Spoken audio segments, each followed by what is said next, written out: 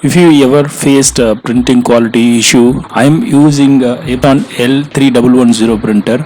I have some printing quality issue. So what I have done is go to the control panel. Yeah, open it and go to the device and printers. Then select the printer and select printer settings and select printer properties and go to the optional settings, and here it is printer utility. Select the printer utility.